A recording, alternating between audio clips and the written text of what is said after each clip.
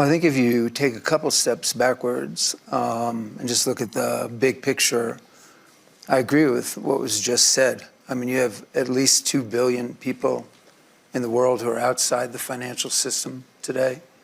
You probably have at least another 2 billion that are poorly served by it.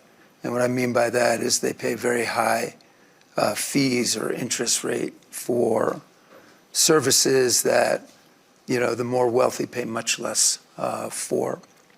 In a country like the US, you have 2 out of every 3 adults struggling to make ends meet at the end of the month right now. So I would say we have a good financial system, one that has integrity behind it, but I don't think it's doing the job that it needs to do, which is being an inclusive economy that brings everybody in together. And I think, of course, we need safeguards, and of course there needs to be public-private partnership and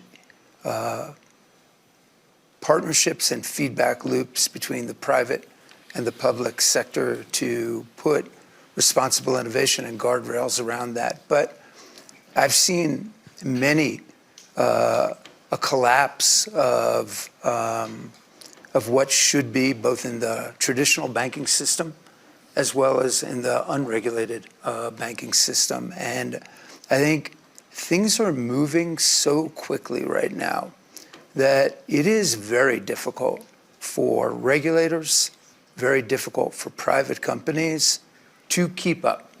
And this idea that banks are sort of these lumbering incumbents and Silicon Valley or other startups are these innovative, you know, that's a false narrative. I really believe that. I think that banks are tech companies, just like tech companies are financial service players as well. We're all tech companies right now. And you have innovation happening at rapid speed right now, whether it be AI, which is just ready to make its debut and take off, whether it's new forms of accessibility, whether that's 5G or other forms of technology, new forms of compute power. The next 5 to 10 years, certainly you'll have the beginnings of quantum. Combine those all together, and you will redefine the financial system. It will happen. And the question really is, how do we do this in a way that is safe and secure and inclusive? There are things like blockchain, like distributed ledgers, that get a bad name because they're conflated with crypto. Crypto, the coins that are traded, are risky, you know, assets that are being traded. Like, you don't know whether Bitcoin will be 21,000 or 40,000 or 5,000 tomorrow. You have no idea. It's sentiment that makes that happen. But the underlying technology, despite all of the disruption in FTX and others, has performed perfectly. The hashes are still performing. And the promise of a distributed ledger is that it can be faster and cheaper, so that you can do and settle transactions instantaneously with no middlemen, bringing the cost way down.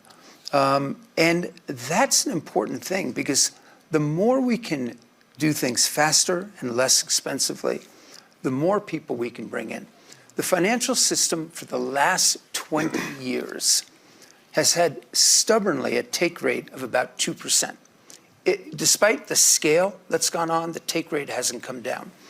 And what's worse is that the take rate for those who have less is substantially higher. It can be 5 to 10% for a transaction that for those who have more can be 50 basis points or less. And so we need to, in fact, I think it's the moonshot of the financial services industry, writ large, and regulators, to figure out how do we create an inclusive economy, because I believe that an inclusive economy is a strong economy.